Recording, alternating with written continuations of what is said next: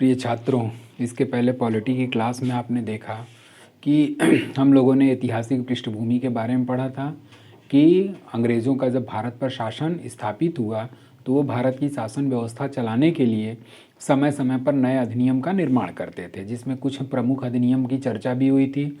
1773 का regulating act, 1784 का Pitt's India act, 1909 का भारत शासन अधिनियम, 1919 का भारत शासन अधिनियम, 1935 का भारत शासन अधिनियम और स्वतंत्रता अधिनियम 1947। उसके बाद से आपका संविधान निर्माण की प्रक्रिया क्या हुई, प्रारंभ हुई।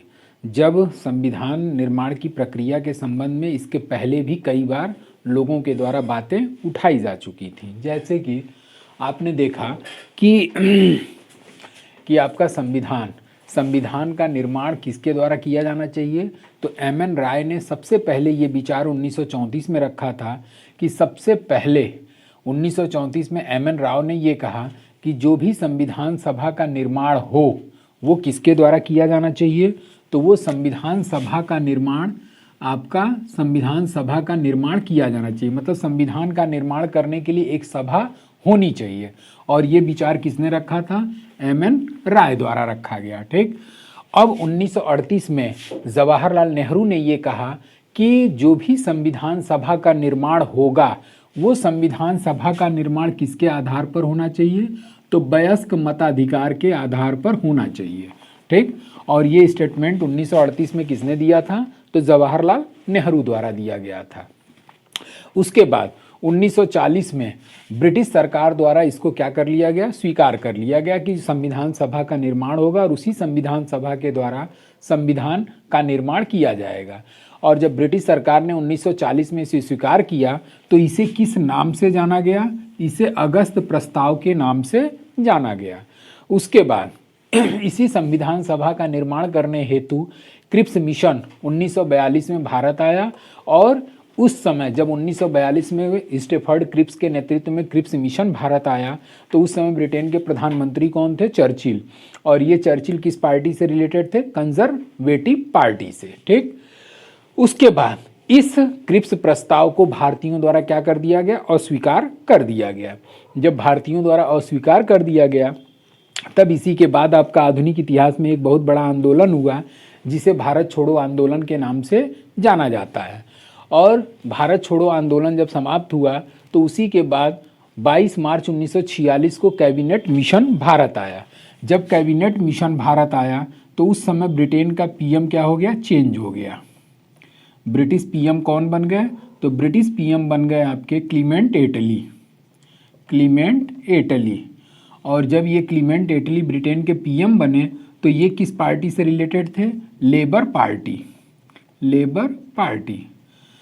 तो इस तरीके से जब क्लीमेंट एटली 1945 में ब्रिटेन के प्रधानमंत्री बने तो इन्होंने ये वादा किया कि जून 1948 के पहले मैं भारत को क्या कर दूंगा, आज़ाद कर दूंगा।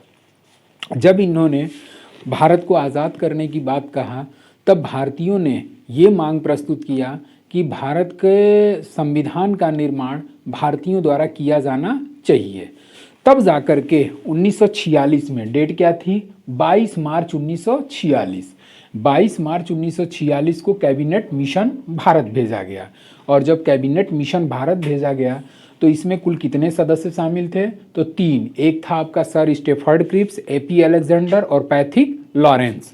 और इस कैबिनेट मिशन या इन तीनों का उद्देश्य क्या था, तो तीनों का उद्देश्य था संविधान सभा का गठन करना। और कैबिनेट मिशन योजना या कैबिनेट मिशन प्लान के अनुसार भारत में संविधान सभा का गठन किया गया। और इस संविधान सभा का गठन किस रूप में किया गया, तो अप्रत्यक्ष निर्वाचन प्रणाली के द्वारा किया गया। अब जब अप्रत्यक्ष निर्वाचन प्रणाली के द्वारा किया गया तो उस संविधान सभा में कुल सदस्यों की संख्या कितनी निर्धारित की गई, 389। अब कभी कभार आप लोगों से कुछ लोग ये पूछ देते हैं कि 389 ही सदस्य क्यों निर्धारित किए गए, 350 भी हो सकते थे, 320 भी हो सकते थे, 250 भी हो सकते थे, 200 भी हो सकते थे, लेकिन 389 ही क्यों रखा गया, तो इसमें 389 इसलिए रखा गया क्योंकि उस समय आपकी भारत की जनसंख्या कितनी थी, 40 करोड़। भारत की जनसंख्या 40 करोड़ थी। ठीक, अब जब भारत की जनसंख्या 40 करोड़ थी तो ये डिसाइड किया गया कि 10 लाख जनसंख्या पर 10 लाख जनसंख्या पर क्या होगा, एक प्रतिनिधि चुना जाएगा। एक प्रतिनिधि। तो इस तरीके से 40 करोड़ के प्रॉक्सिमेट 10 लाख के अनुसार 389 के लगभग सदस्य निर्धारित किए गए। अब जब 389 सदस्य निर्धारित किए गए तो इसमें 292 सदस्य कहाँ से चुन करके गए, ब्रिटिश प्रांत से। 93 सदस्य कहाँ से चुन करके गए, देसी रियासत से। और 4 सदस्य कहाँ से चुन करके गए, तो चीफ कमिश्नरी से। चीफ कमिश्नरी का मतलब ये हो गया कि आज के समय के जो केंद्र शासित प्रदेश हैं उसी को चीफ कमिश्नरी के रूप में जाना जाता था। अब वो 4 सदस्य किस किस चीफ कमिश्नरी से गए, तो आपका अजमेर, दूसरा है आपका बलूचिस्तान, तीसरा है आपका कुर्ग और चौथा है आपका कौन था, दिल्ली। तो इस तरीके से उस समय 4 चीफ कमिश्नरी हुआ करती थी और इस 4 चीफ कमिश्नरी से एक चीफ कमिश्नरी से 4 लोग चुन करके गए। इसको अगर याद करना है तो ABCD के रूप में आप कह सकते हैं। A for Ajmer, B for Balochistan, C for Coorg और D फॉर दिल्ली। तो इस तरीके से जब 389 सदस्यों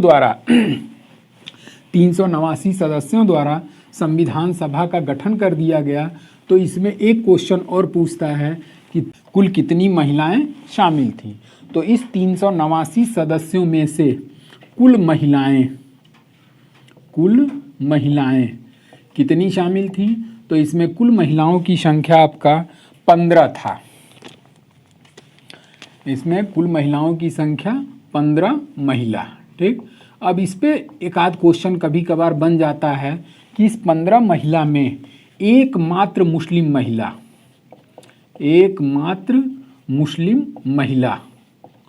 ठीक, ये क्वेश्चन कभी कभार पूछा है कि 15 महिला सदस्यों में एकमात्र मुस्लिम महिला सदस्य कौन थी। तो एकमात्र मुस्लिम महिला के रूप में बेगम एजाज रसूल। ठीक, उसके बाद से एकमात्र दलित महिला कौन थी, दलित महिला। तो दलित महिला के रूप में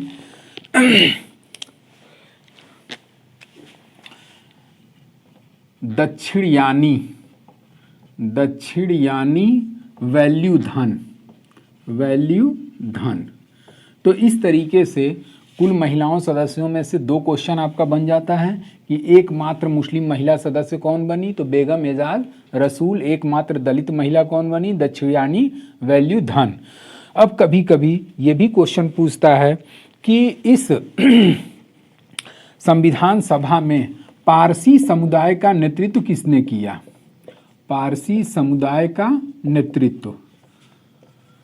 तो पारसी समुदाय का नेतृत्व करने वाले व्यक्ति थे PH मोदी।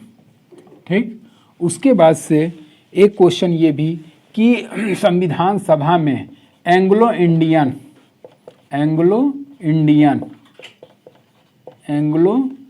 का नेतृत्व किसके द्वारा किया गया, तो ये हो जाता है इसका आंसर फ्रैंक एंथोनी।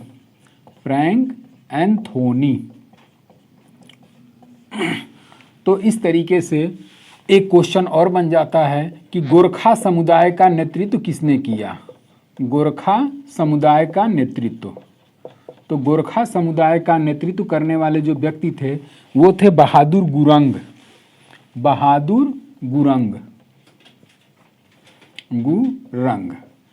अब यहाँ पर 4 क्वेश्चन आपका इससे बन गया कि एकमात्र मुस्लिम महिला सदस्य कौन, एकमात्र दलित महिला सदस्य कौन जो संविधान सभा में शामिल थीं, पारसी समुदाय का नेतृत्व किसके द्वारा किया गया, एंग्लो इंडियन समुदाय का नेतृत्व संविधान सभा में किसके द्वारा किया गया, गोरखा समुदाय का नेतृत्व किसके द्वारा किया गया।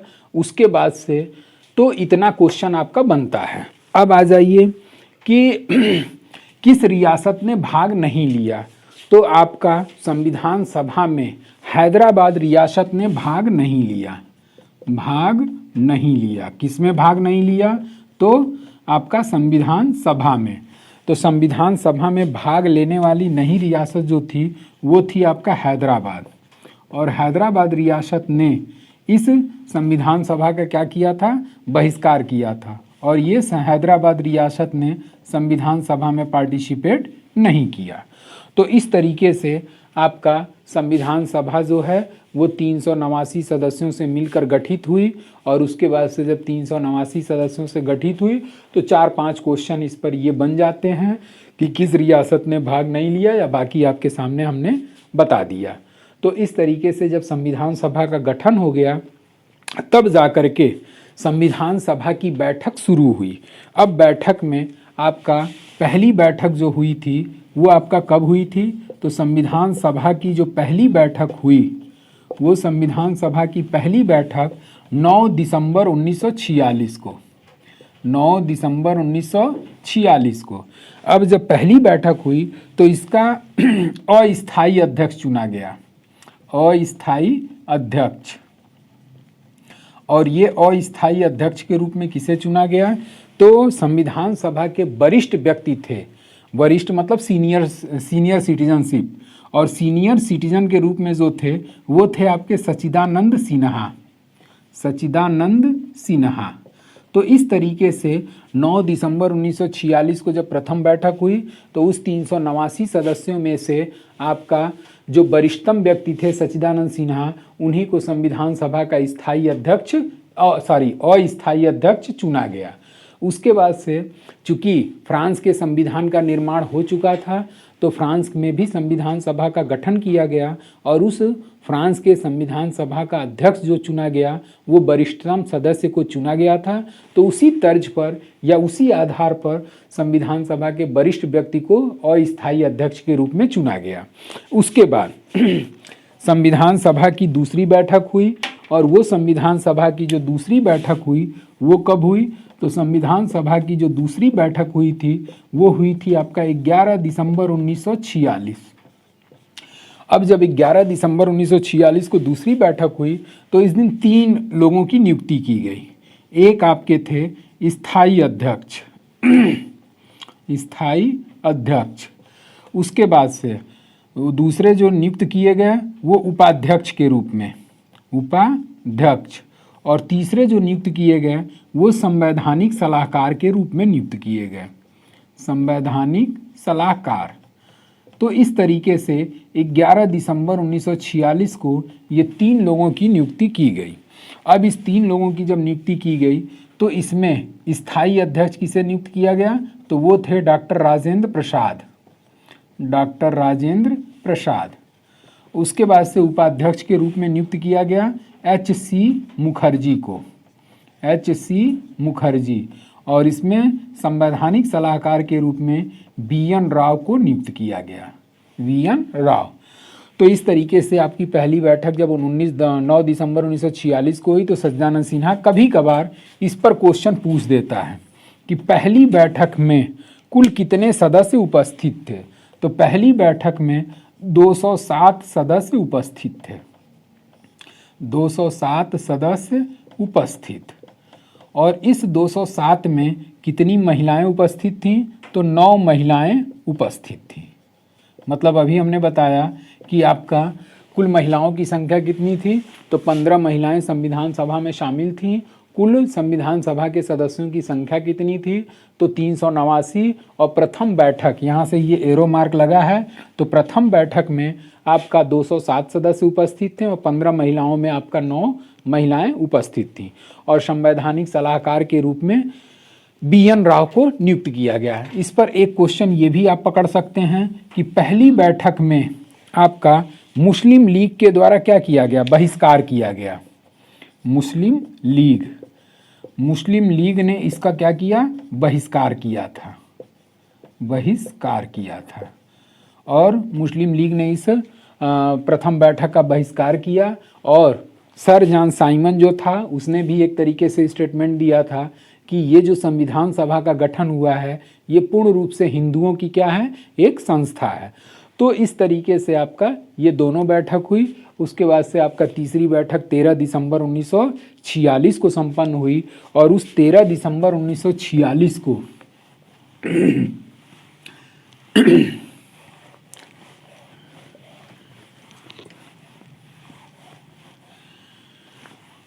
अब तीसरी बैठक के रूप में आपका क्या आ गया, 13 दिसंबर 1946।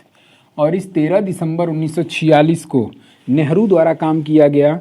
और नेहरू ने क्या किया, 13 दिसंबर 1946 को नेहरू द्वारा प्रस्तुत, क्या प्रस्तुत किया इसको, तो इसको एरो मार्क करके आप कर सकते हैं, उद्देश्य प्रस्ताव। और इसी उद्देश्य प्रस्ताव को क्या कहा गया, तो स्वतंत्र गणतंत्र की जन्म कुंडली कहा गया। स्वतंत्र गणतंत्र की जन्म कुंडली।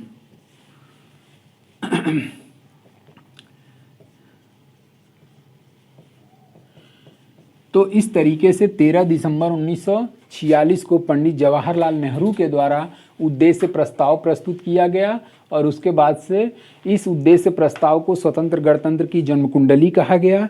और बाद में जब हम लोग प्रियम्बल या उद्देशिका या प्रस्तावना पढ़ेंगे तो ये जो प्रस्तावना की भाषा है या प्रस्तावना का जो सार है वो इसी नेहरू द्वारा प्रस्तुत किए गए उद्देश्य प्रस्ताव पर आधारित है।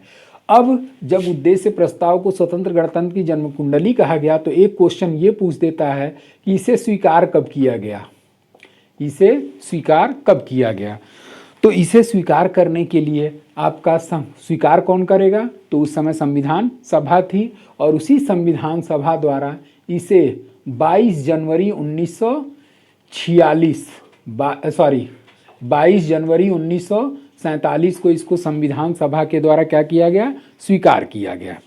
अब जब संविधान सभा द्वारा इसे स्वीकार किया गया तो एक क्वेश्चन और पूछ देता है कि अब जब हम लोग 22 जनवरी तक पहुंच गए तो इसी में थोड़ा सा एक चीज़ और ऐड कर लेते हैं जो वनडे एग्ज़ाम में पूछा करता है। 24 जनवरी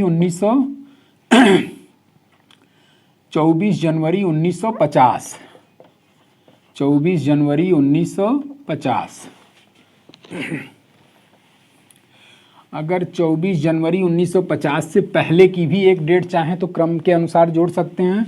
22 जनवरी 1947 को इसे स्वीकार किया गया और 22 जुलाई 1947 को क्या किया गया, तिरंगे को अपनाया गया।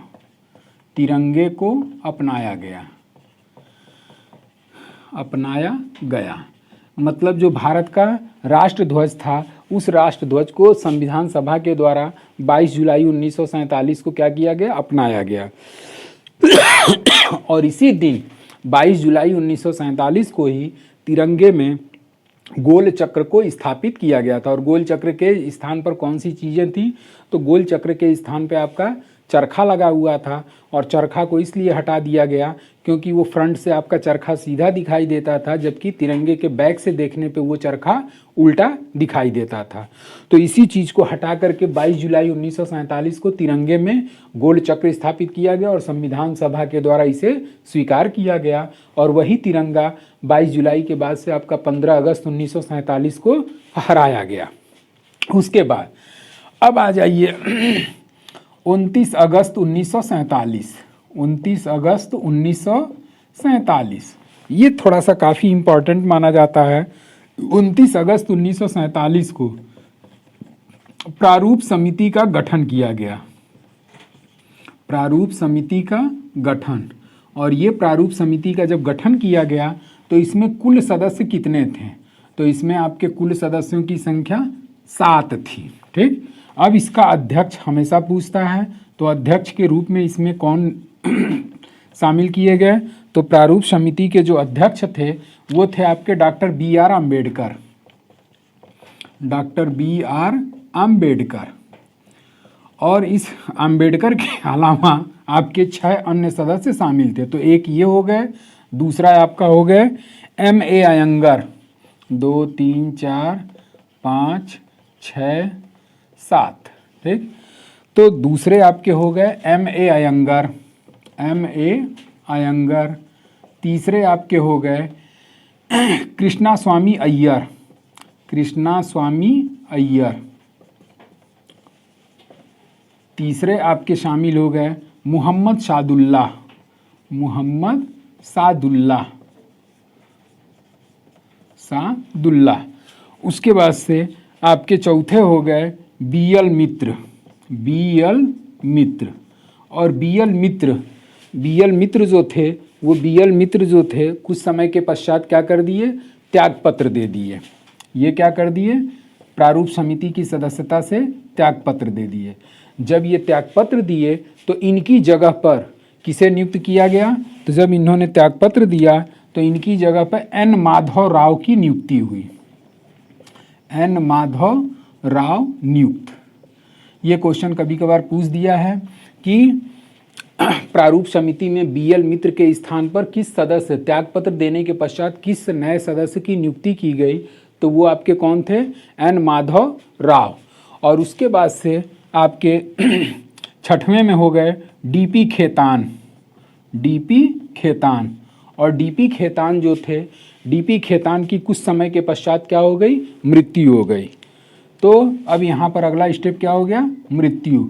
जब इनकी मृत्यु हो गई तो इनके जगह पे किसे नियुक्त किया गया, तो इनके जगह पे टी कृष्णमाचारी, टी कृष्णमाचारी नियुक्त, नियुक्त। और सातवें सदस्य के रूप में कौन शामिल था, के एम मुंशी, ठीक, के एम मुंशी।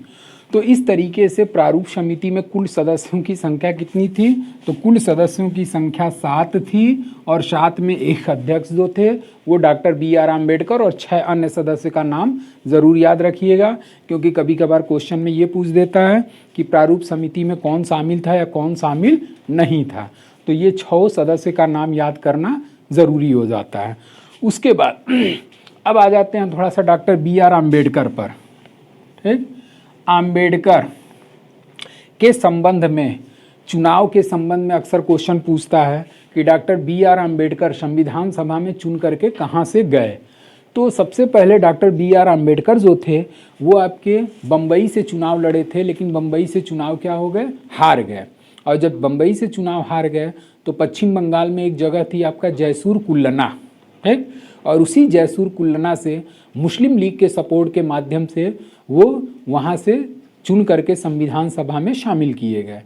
जब जयसूर कुल्लना से शामिल किए गए तो कुछ समय के पश्चात भारत पाकिस्तान का विभाजन हुआ और वो जयसूर कुल्लना आपका किस में पहुँच गया, पूर्वी पाकिस्तान में पहुँच गया। और वही पूर्वी पाकिस्तान आज के समय में किस नाम से जाना जाता है, तो बांग्लादेश के नाम से जाना जाता है। इसको आधुनिक इतिहास में और डिटेल हम बताएंगे।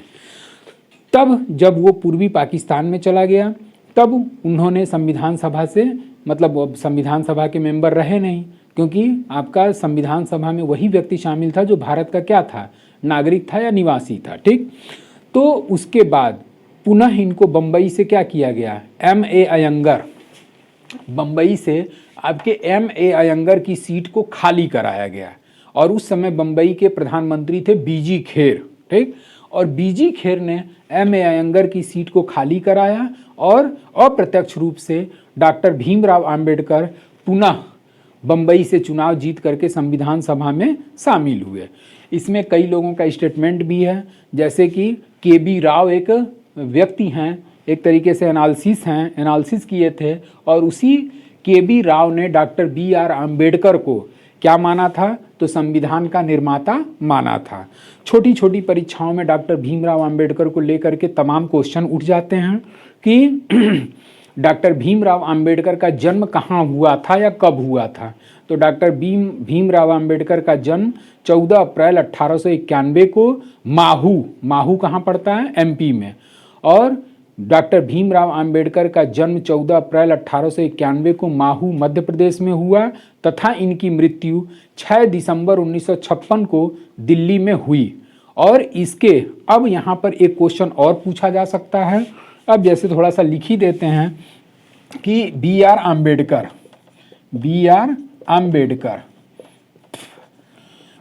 अब इनके अम्बेडकर के जीवन परिचय के बारे में, तो इनके जन्म के बारे में हमने बताया कि कब हुआ था, 14 अप्रैल 1891।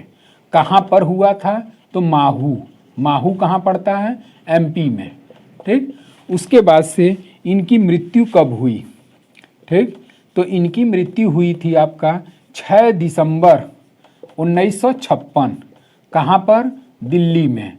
अब एक क्वेश्चन ये बनता है कि जब मृत्यु हुई तो इस मृत्यु को किस दिवस के रूप में मनाया जाता है? मृत्यु को किस दिवस के रूप में मनाया जाता है?